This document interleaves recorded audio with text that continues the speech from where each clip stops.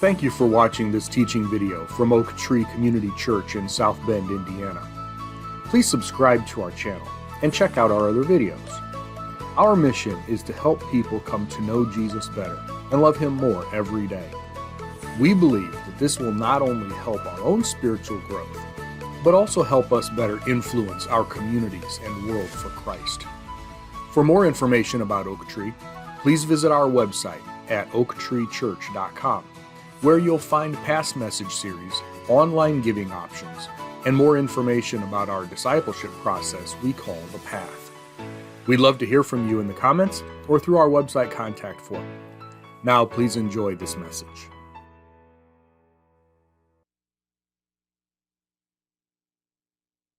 All right, good morning, church. Again,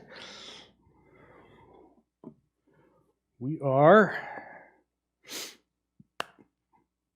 in the book of Zechariah. I said it right. I almost went with Zephaniah. That will happen probably once this morning. Just one of those days, right?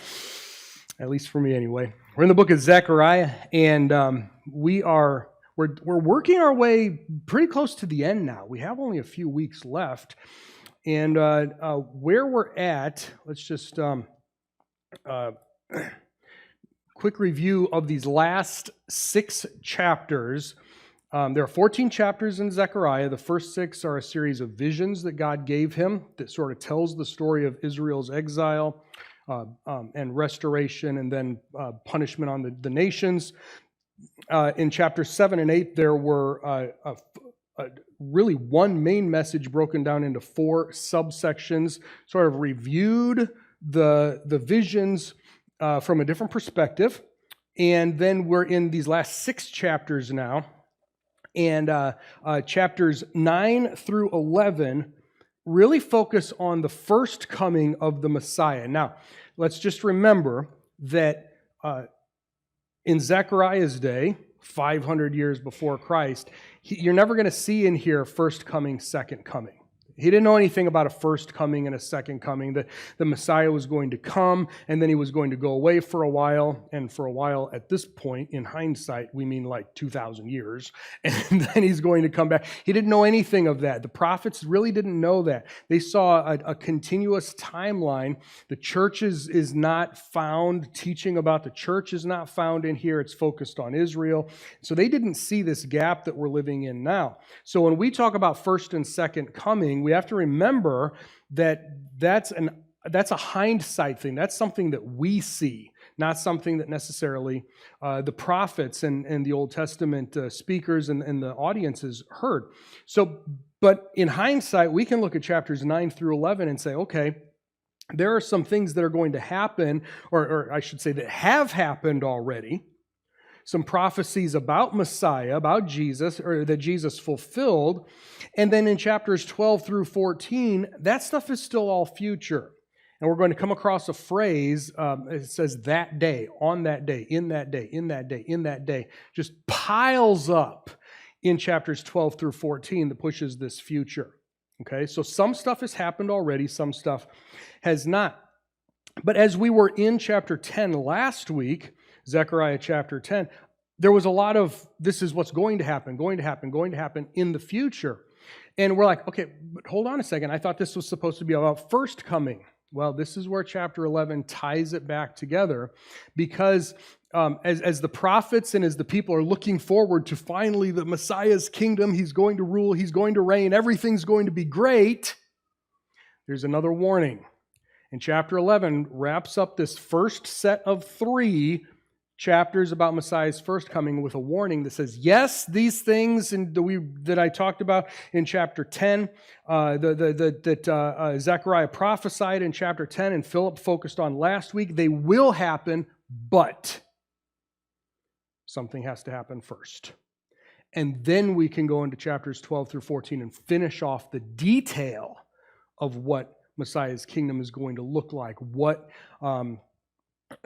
Israel is going to look like in the future. And it's sort of fitting that we start that next week, because next week is July 4th, and in the States, that's Independence Day, right? And so what we're going to do next week is, as we as we move into the last section of Zechariah, chapters 12 through 14, on Independence Day in the United States, we will celebrate communion next week because it really ties it all together. And there's a great prophecy in chapter 12 that even though it's not about the first coming, it points to something that happened at the first coming, and it will tie itself together. It'll wrap itself very nicely together. So if you're going to be here next week, just wanted to let you know so that you can begin to prepare. Always like to give you at least a week's notice before we celebrate communion, so that'll be a part of next week's service. But we're not in next week. We still have a chapter to go in this section. So we're in chapter 11, Zechariah chapter 11, only 17 verses, but it breaks down into three sections. And here's just I guess I didn't give you the broad outline on a slide. I was going to. Verses 1 through 3 are going to be what I'm calling a prophetic woe. Not WHOA, woe, but WOE. Woe, woe, woe on the people, on the whatever, okay? So it's a prophetic woe, and I'll show you why that is. Verses 4 through 14 are Zechariah is going to do something. He's going to act out the message that God wanted to teach, okay? And he's going to pretend to be the good shepherd in verses 4 through 14. And then in verses 15, 16, and 17, he's going to act out another message, but this time he's going to be the false shepherd, the bad shepherd. Okay? So that's where we're going this morning. First 3 verses, and then 4 through 14, and then 15 through 17. So let's take a look at verses 1 through 3. Open your gates, Lebanon. This is a poem. It's written in Hebrew poetry, so that the fire may consume your cedars. Howl, fir tree, because the cedar has fallen, the cedar of Lebanon. The majestic trees have been destroyed. Howl, oaks of Bashan, because the impenetrable forest has fallen. Listen to the howling of shepherds, because their magnificence has been destroyed. Listen to the roaring of young lions, because the thickets of the Jordan have been devastated. Okay, well, that's pretty self-explanatory, right? I mean, no problem there. We can move on, right? What in the world? What is this? What does this mean? Well, this is like I said, this is a prophetic woe, and so you may or may not be familiar with the term, but I know that you know what I'm talking about. So if I should have had Stephen hook this up for me, but I didn't. So it's all on me. If you hear this, ba-bum, ba-bum, ba-bum, ba-bum, ba-bum, ba-bum, ba-bum, ba-bum, you don't even have to have seen the movie. It's so ingrained into our culture at a certain level. What does that do to your insides? Probably nothing, because I did it. But if I had him play the real thing, it would have done something, especially with the bass and everything. What does that do to your inside? You know what that is? What is that? That's Jaws, right? We're talking a movie from almost 50 years ago. Sorry. 40-some years ago. That's the movie Jaws, and you don't have to have watched the movie before. We hear that in different places. There's this impending doom, right? That's just built into the song. The quiet, the pause, and then it gets faster and it builds up and it's right? That is a prophetic woe. It's basically the same thing. You know something's coming. You know it's not going to be good. You don't know what it is yet, unless you've seen the movie. You know something's not right, but you can't place your finger on it. That's what these 3 verses do. They set up, especially coming out of chapter 10, where everything is, yay! Look at all the good stuff that God is going to do for Israel. There's a shift, a major shift in what's going on, because God is going to say through Zechariah, yes, chapter 10 is coming, but. something else has to happen first. And there's a prophetic woe. Woe is me. Woe on the people. Woe is you. Now, we see this in Revelation 14. We see this a little bit more clearly in Revelation 14 and 18. I just want to show you a couple of these verses. Revelation 14:8, a second angel followed the first, declaring, "Fallen, fallen is Babylon, the great city. She's made all the nations drink of the wine of her immoral passion." Now, here's the interesting thing, is that in John's vision of the book of the Revelation, in chapter 14, when he sees the angel say this, fallen, fallen is Babylon, the great city, it hasn't happened yet. Babylon hasn't fallen yet. It's not going to happen for several more chapters. And yet the angel says, it's fallen. Why can the angel say that?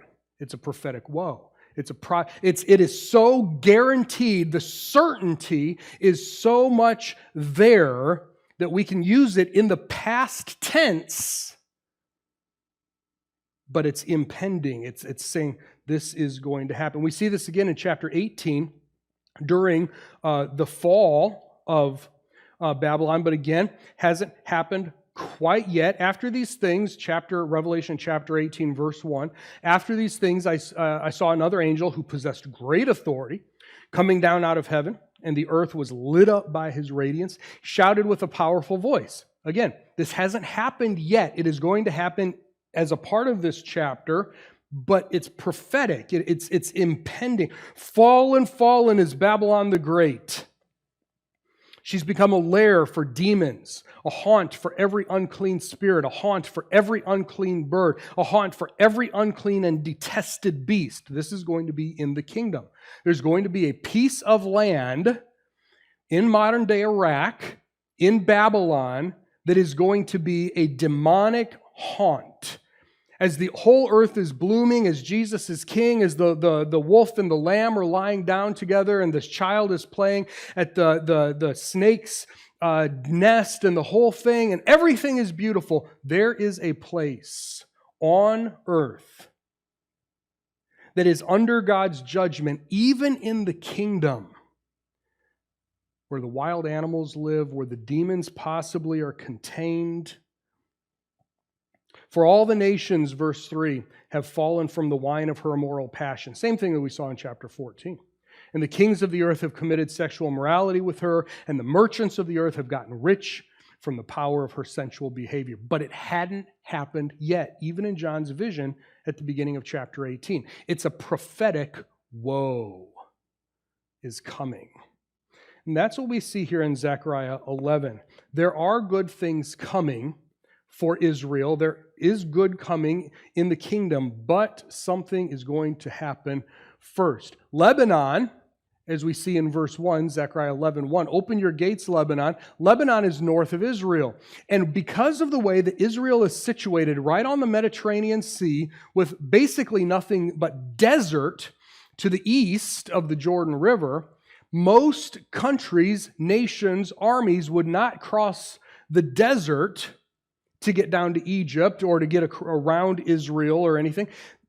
It's just too vast, okay? So what they would do is they would take the northern route, come down, come up through Syria. Maybe they're coming this way, maybe they're coming this way, whatever. They're going to come through Syria, down through this tiny little strip of land that we call Israel, in order to connect to Africa. Whether Egypt is invading, coming from the south-north, whether everybody else that we've seen is invading, coming from the north-south, everybody came through Israel. Everybody. And so if Lebanon's gates are wide open, and this is a prophecy about Israel, what does that tell us about Israel? If Lebanon's gates are open and Lebanon is directly north, borders Israel, if Lebanon's wide open, what does that tell us about Israel? Israel's wide open too.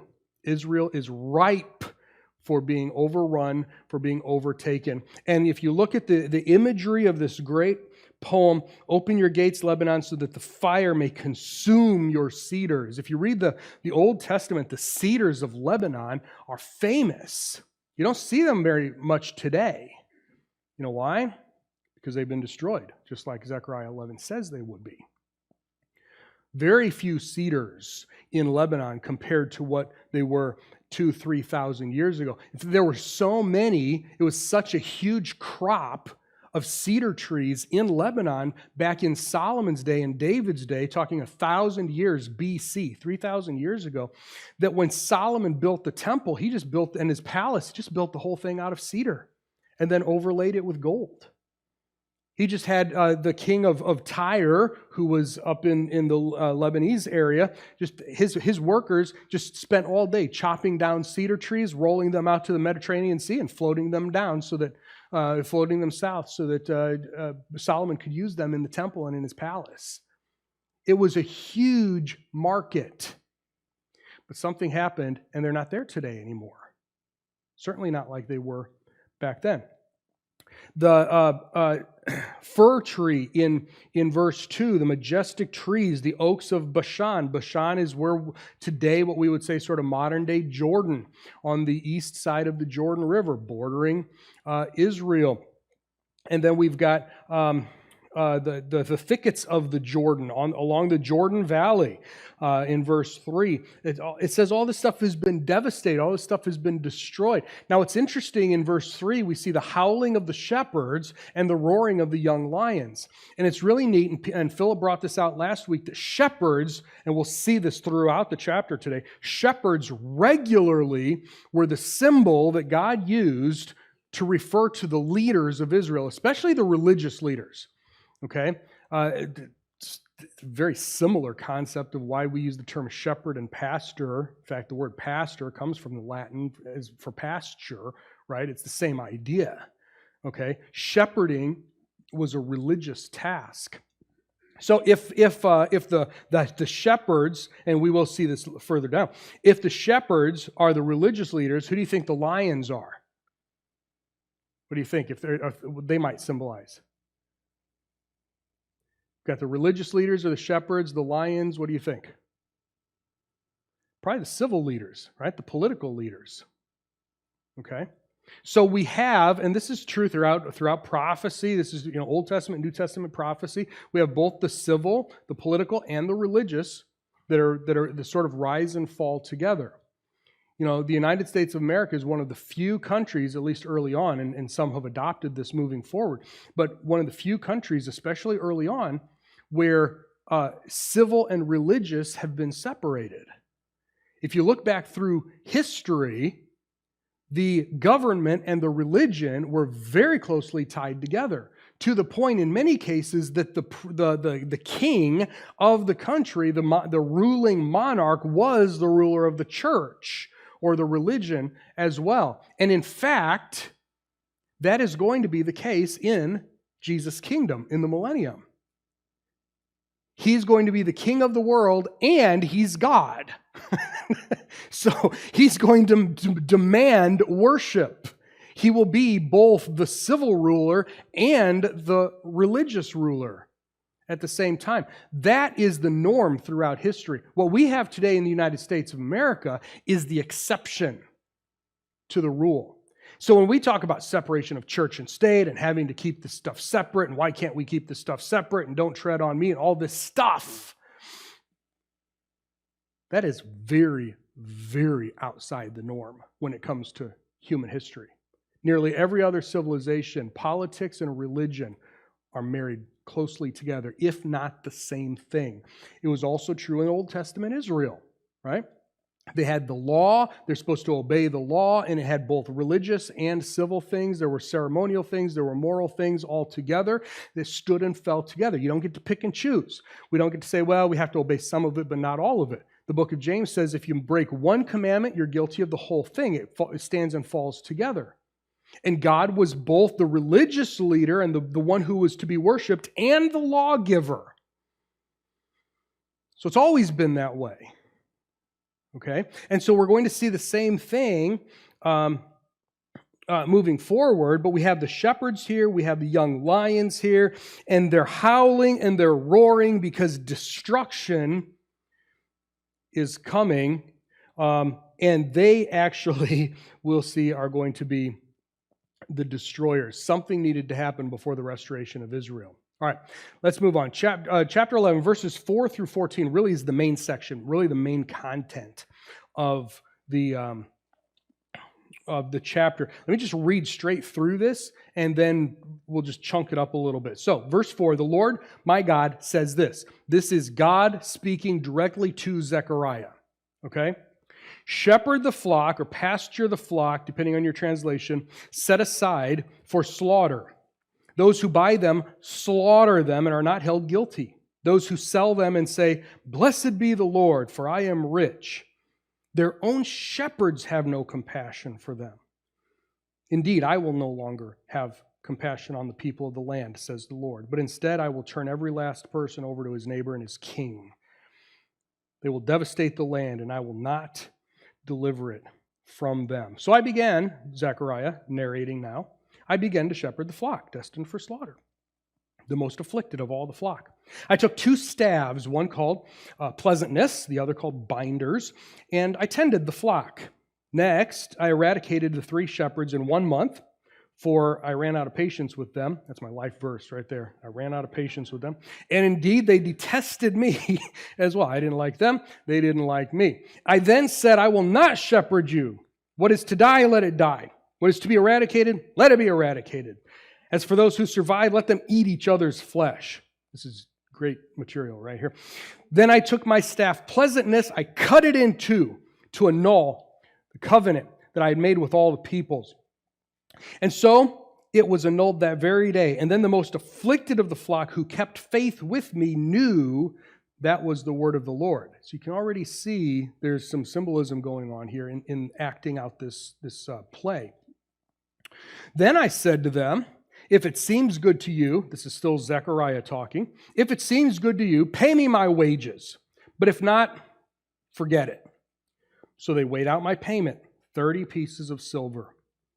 The Lord then said to me, throw to the potter that exorbitant sum at which they valued me. Now, that's interesting, isn't it? At which they valued not Zechariah, but they valued God. See how that was in there? So I took the 30 pieces of silver, threw them to the potter at the temple of the Lord. Then I cut the second staff, binders or covenants or whatever in your translation, in 2 in order to annul the covenant of brotherhood between Judah and Israel. All right. What in the world? Right? Now, again, let's remember this is something that God is having Zechariah act out. He's actually doing something because he wants to teach the people a spiritual truth.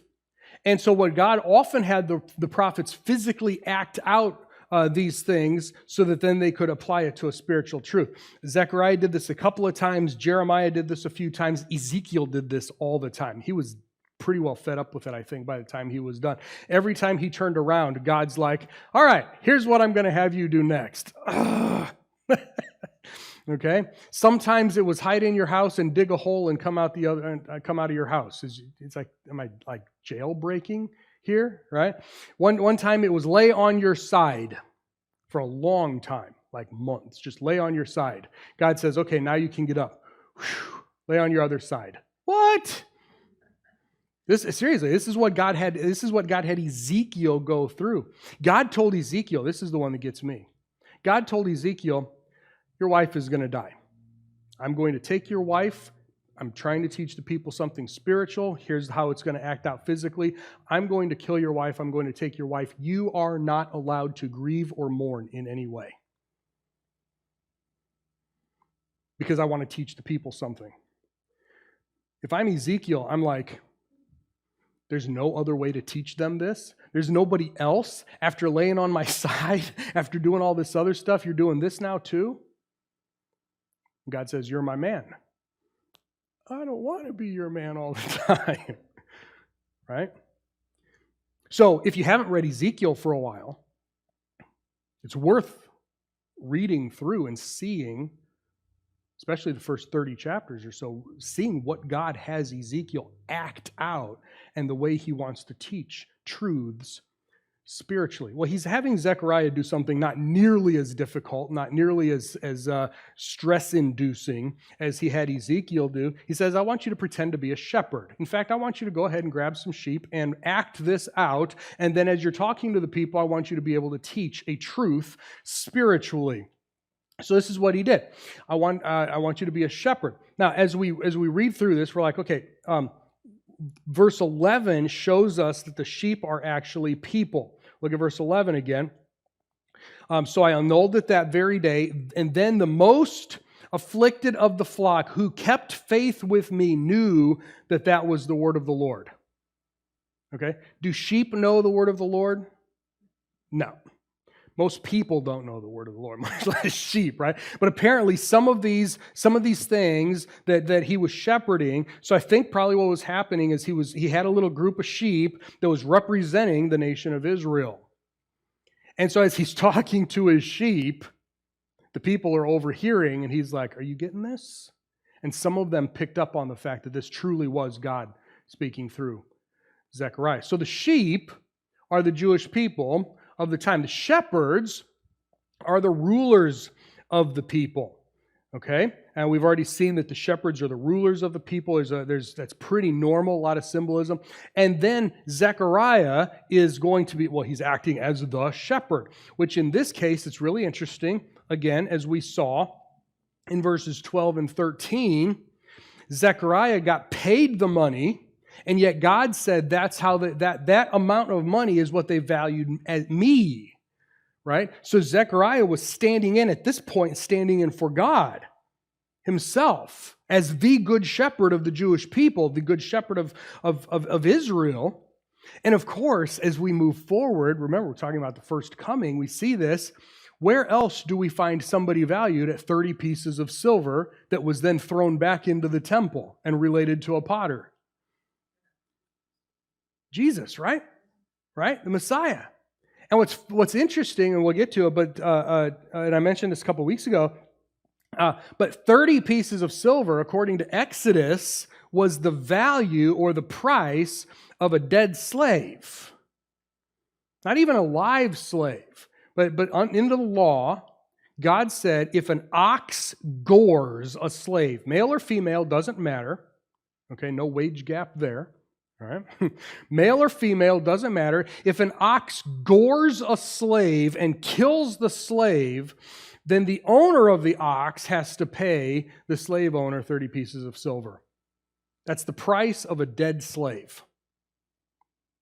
And so God says to the Jewish people, what am I worth to you? Through Zechariah. Here, have 30 pieces of silver. Really? That's what I'm worth to you? Well, Zechariah, take that huge bag of money, that exorbitant sum. Some older translations say a handsome price, right? And toss it back at them. And of course, we see this played out. What did Judas do? Judas betrayed Messiah. He thought that Jesus was a fake because the Messiah would never talk about death. He thought Jesus was just one of the many fake messiahs around at the time. He thought he had been fooled into following. He'd never been fooled into following these other messiahs. But man, Jesus got him. Jesus got him. And right at the end, he's like, man, what a fool I've been. How could I have been tricked by this guy? I mean, he did miracles and stuff, but there's got to be a way to explain that. He can't be the Messiah. And I really don't think that Judas wanted Jesus dead. I don't think he was handing over to have Jesus killed. I don't think that was his goal. Because when he found out that that's what they were going to do to him, to Jesus, what did he do? That's when he threw the money back. He said, I don't want to have anything to do with that. I just wanted to get him off the streets. I just wanted to everybody to know how fake this Jesus is. He's not really the Messiah. We're waiting for the Messiah, and he's not the king we're waiting for. But I don't think Judas intended to have him killed. And when he found out that Jesus was going to be killed, just like Zechariah said, he threw the money back into the temple to the potter. And here in Zechariah, it's to the potter. In what Judas did, threw it back into the temple. And they bought a field from a potter to bury basically criminals and homeless people in. An unclean burial site. That's what the 30 pieces of silver went to. That's what Jesus, the Messiah, was valued at. Was the price of a dead slave. And when Judas found out that they were going to go ahead and kill Jesus, even after turning the money back in, he went out and hung himself in regret, not repentance. He never turned to Jesus as Messiah. He was not what we would use the term saved. He'd never believed in Jesus. He regretted what he did. He killed himself in regret. And that was the end of Judas. And that's all he valued, the true Messiah. And Zechariah is standing in the place of God as a whole and Messiah, Jesus, in this moment. So, back to verses, wherever we're going. There we go. All right, verses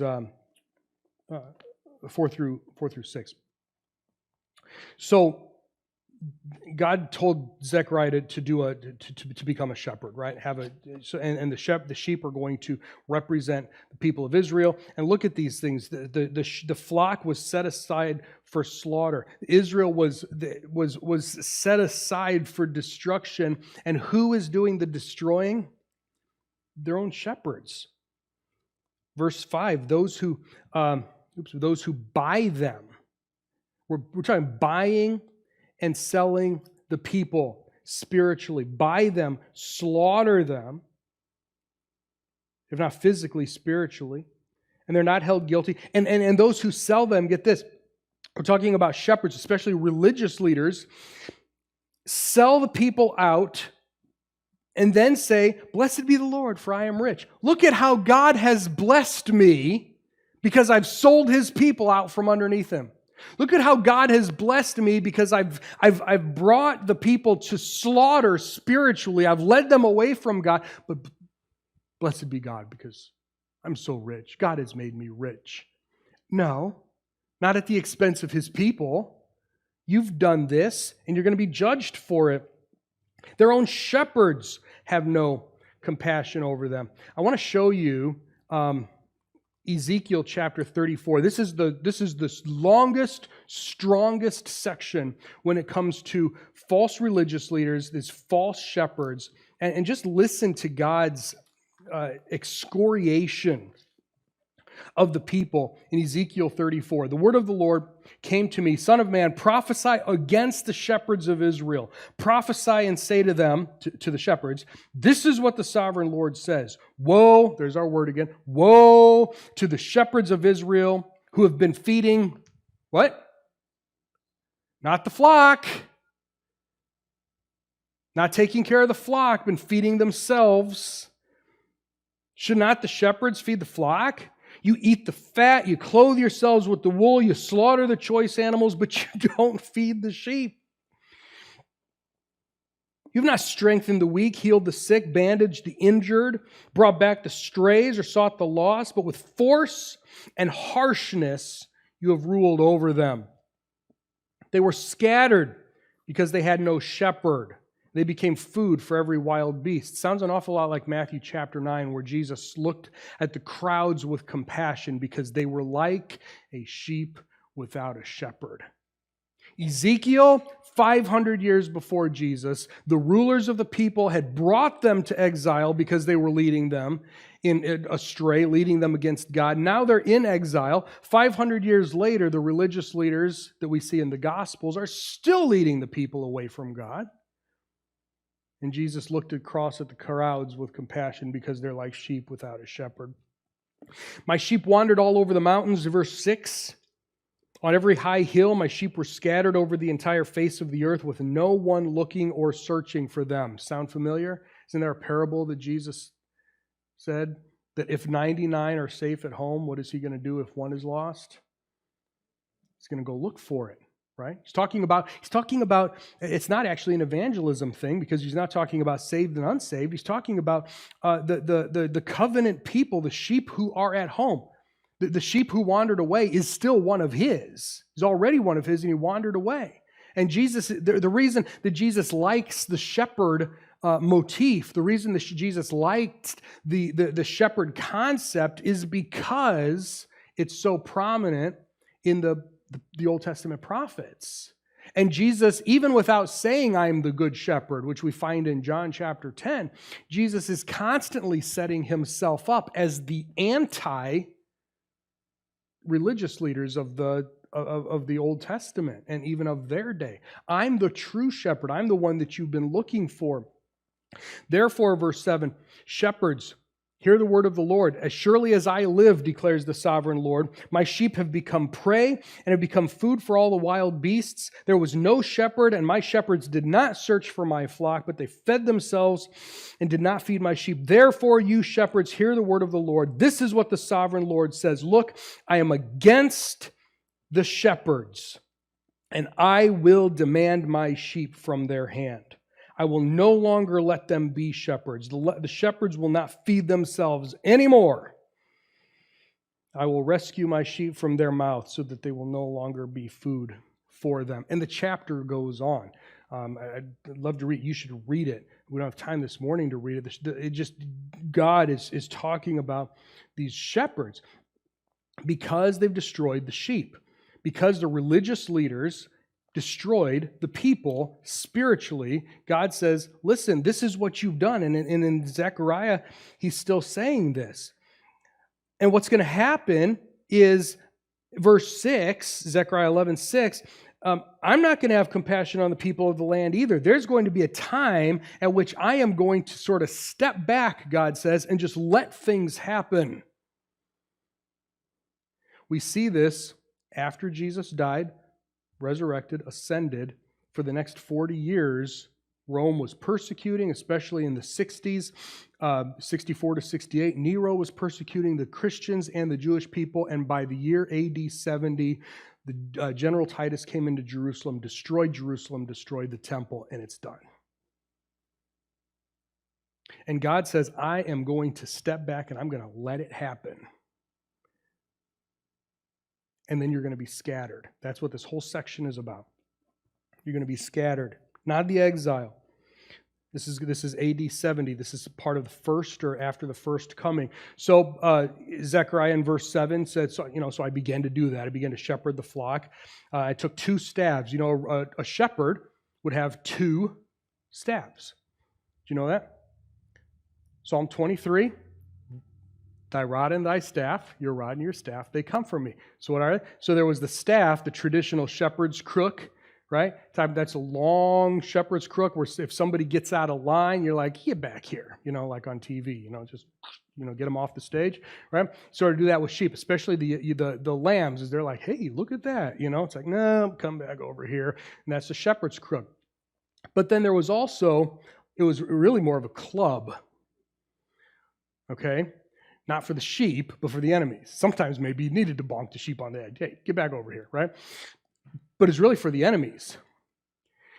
David was, when he was a shepherd, David was abnormal because instead of becoming as proficient with the club, he became proficient with the slingshot. Why fight a lion and the bear with a club if you can get them from a distance? Right? And yet when he was giving his resume to King Saul, he's like, I have fought lions and bears with my bare hands.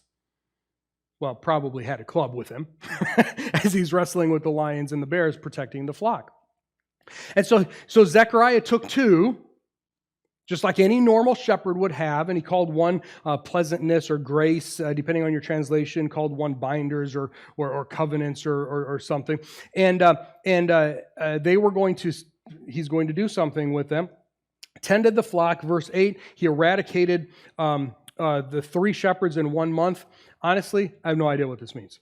I'm going to tell you that right now. I have no idea exactly what this means. And neither does pretty much anybody else. Okay? There are about 40 different opinions. If you look at all of the ancient rabbis and you look at modern commentators and all, there are about 40 different opinions on who or what these 3 shepherds are. They could be types. They could be types of leaders. They could be like specific leaders. Some people say they were leaders of Zechariah's day. Some people say they were leaders sort of the Maccabean period between Malachi and Matthew in the 400 silent years. Some people say it was leaders of Jesus' day. Some people say there are three guys right around AD 70, the last Jewish leaders. There's all sorts of different opinions about it. I'm not sure exactly why it says three shepherds. I know a shepherd is a spiritual ruler, but for Zechariah said there are these spiritual rulers that are going to be eliminated. Okay? Exactly three, exactly in 1 month, exactly where on the timeline, I have no idea. I'm not sure that it matters. Okay? Because what happened is, as we see in the course of history, the leaders were wiped out and the people were scattered. Okay? I ran out of patience. Remember, Zechariah is talking for God at this point. I ran out of patience with them, and indeed they detested me as well. And then I said, verse 9, I'll not shepherd you. What is to die, let it die. What is to be eradicated, let it be eradicated. As for those who survive, let them eat each other's flesh. Sounds really gross, but you know what happened? According to history, historical record, in AD 70, when Jerusalem was being surrounded and besieged, and they ran out of food, you know what the Israelites, the Jewish people, did in Jerusalem? They ate each other. They ate the flesh of their fellow Jewish people. Verse 9 fulfilled almost 600 years later in AD 70. You see, we can see this in historical fact. We see when Jesus came, we see what's happening with the prophecy. We see that the people did resort to cannibalism, trying to keep Jerusalem alive until it finally fell to the Romans toward the end of the first century there. And then Zechariah took one of the staffs, cut it in two to annul the covenant with the people. It's really interesting. Actually, the breaking of the covenant here, there's a lot of debate over which covenant. Does anybody have are you carrying a different translation? Does anybody have a translation that says something other than with all the people at the end there? It's very slight. It's very interesting. Anything that different than with all the people? No? In Hebrew, it says with all the peoples. I think I actually read it that way when I was. Does yours say peoples? Okay, ESV? Okay, all right. ESV wins the race today, all right? ESV has all the peoples. Now, you didn't notice there was a difference between people and peoples. Not really, right? Because we don't think about it that way in English. But there's a difference because in Hebrew, when God is talking about the people, which we automatically think of as plural, that's the Jewish people, that's Israel. When he talks about the peoples, bad English, great Hebrew, he's talking about the Gentiles. The people are Israel. The peoples are the nations. And the ESV wins this verse because the net says people and the Hebrew says peoples. This covenant is not the Mosaic covenant. This covenant isn't anything that God had made with Israel. Apparently God, at least in his own mind, had made a covenant with the nations. And it seems that this covenant was, these are my people, I protect them, you leave them alone. And if you mess with my people, I will mess with you peoples. Okay? I get it. Bad English, but that's what's going on in Hebrew. Now, at this point, God says, I am going to step back from that covenant with the peoples. Open the gates, Lebanon. Open the gates. Here they come. And Israel is now fair game because that covenant has now been broken. It's done. And what have we seen for Israel? Does it look like God has been protecting Israel for the last 2,000 years? Doesn't look like it. Not much anyway. And we do talk about the protection of Israel because, frankly, if God were not protecting Israel, they wouldn't exist at this point. The only reason Israel exists is because God is protecting them. But God seems to have stepped back and annulled the covenant and said, you know what? Israel, for the most part, is going to be fair game for a while.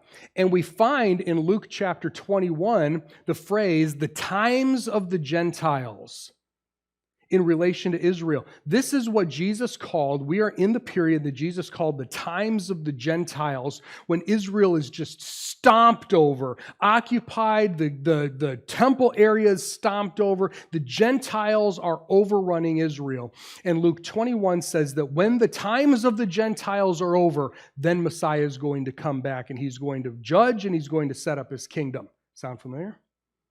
It's exactly what we're talking about here. And the reason that this is the times of the Gentiles is because in Zechariah he said, all right, that covenant is over. Open the gates. Have at them. Now, you can't do anything. They're still going to exist. I'm going to protect them so that you don't wipe them out. But their open season on Israel, it seems like, for the past almost 2,000 years. So, in verses 12 through 13, we find the rejection of Messiah. And we saw that, I really sort of jumped ahead, so I don't have to do that again. The 30 pieces of silver. And God said that, look at that, such an exorbitant sum. You know, yeah, right. The price of a dead slave. They valued me. God, they valued the price of a dead slave. So in verse 14, he took his second staff, and he broke that one in two, or cut that one in two, in order to annul the covenant of brotherhood between Judah and Israel. And during this time, not only do we see open season on Israel, but we see a disunity within the nation itself, don't we? We see a spiritual disunity. We see a political disunity. I mentioned this a couple of weeks ago. If you've been watching the news coming out of Israel, they finally did get a 61-member coalition in the Knesset. But it took 8 political parties to get it. Coming together, 8 political parties, including a Muslim political party in the Jewish parliament, to be able to get a 61-seat majority. I mean, that's political disunity, right? They can barely keep themselves together. It was 4 elections in the past 2.5 years. They were almost looking at their 5th election because they have no unity. They're scattered all over the world. Politically, they're divided. Spiritually, religiously, they're divided. Economically, they're divided. The Jewish people are divided on pretty much every level, scattered all over the world, in direct fulfillment of what is going on here in Zechariah chapter 11. Until the times of the Gentiles will be over, and God will then bring them back together like so many places, and we will see in the next 3 chapters. So there's a covenant of brotherhood between Judah and Israel. And then the last 3 verses, and we'll wrap this up. And again, verse 15, the Lord said to me, so we're shifting content just a little bit. We're shifting. He's no longer going to be the good shepherd. So take up once more the equipment of a foolish shepherd. Okay? And the word foolish doesn't mean stupid or idiotic, like mentally foolish. The word here behind foolish means morally empty.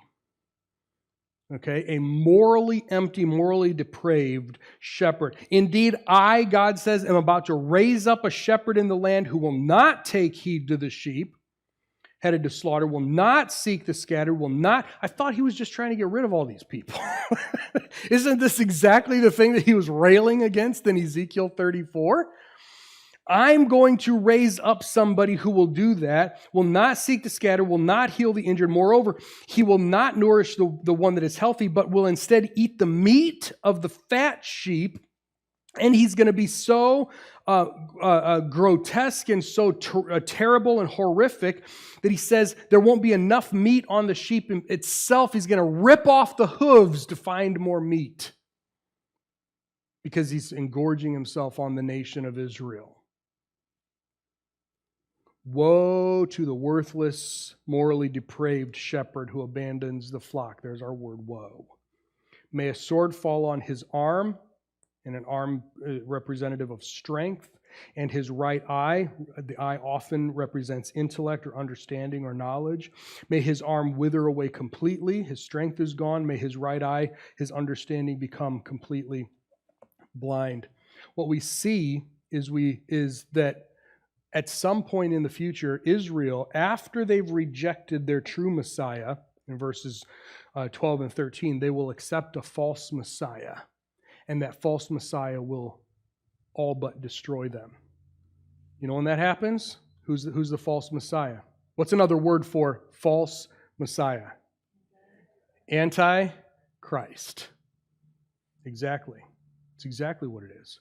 And in the future, during Daniel's 70th week of prophecy, the 7-year period we often call the tribulation, there will be a false Messiah who will rise up. He will strengthen a covenant with Israel. Daniel 9:27 says, he says, I will protect you. And he does for the first 3.5 years of the time period. And then he does an about face. And starting in Revelation 13, he begins to wage war with them and tries to destroy the entire nation of Israel. Because Jesus, and this is Satan's plan all along, because Jesus said, you will not see me again until you say, blessed is he who comes in the name of the Lord. And all Satan has to do, especially as time is getting close to Jesus' return for the kingdom, not for the church, we're past that at this point in prophecy. This is after the church. When Jesus is getting ready to come back for the kingdom, if Satan can just destroy Israel, then Jesus can't come back. Because if Israel can't say, blessed is he who comes in the name of the Lord, according to Jesus' own words, he said, you won't see me again. So all Satan has to do is wipe out Israel. So what's he going to do? Halfway through this 7-year period, he's going to get his false Messiah, his Antichrist, to turn on the Jewish people and try to wipe them out completely. And then Jesus can't come back and Satan rules the world forever. Well, God has already told us how that's going to work out. It's not going to happen. God will miraculously preserve the people of Israel. They will turn to him. He will come back in the clouds in great glory, the sign of the Son of Man in heaven, and we'll see this next week in chapter 12. They will look upon me whom they have pierced, and they will weep. Jesus is coming back. The one who was pierced, the one who was betrayed for 30 pieces of silver, that Messiah will come back and will finally destroy false Messiah and will finally set up his kingdom. Here's a final thought as we're done. God has made unconditional promises that he cannot fail to fulfill. Some of the promises to Israel, there would be recurring periods of wrath and restoration, and eventually an ultimate period of wrath and final restoration into Messiah's kingdom. And so many other promises that go along with that. To the church, he hasn't promised us that. But think about so many promises. He said in Ephesians 1:3 that he has blessed us with every spiritual blessing in Christ Jesus. We have a Holy Spirit who lives inside each one of us. If you know Jesus as your Savior, you have God himself in you via the Holy Spirit.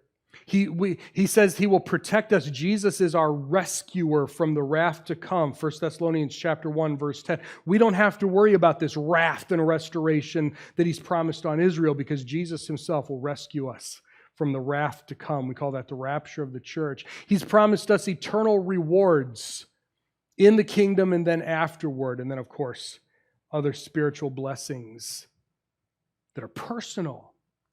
See, these promises to Israel are national. The promises to the church are personal.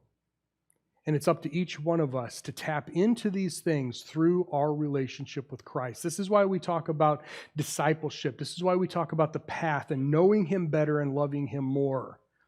Because the same God who has promised to fulfill all of this for Israel is the one who has promised to fulfill every spiritual blessing to us if we, the key is, remain in him, abide in him, and then let him take care of the details.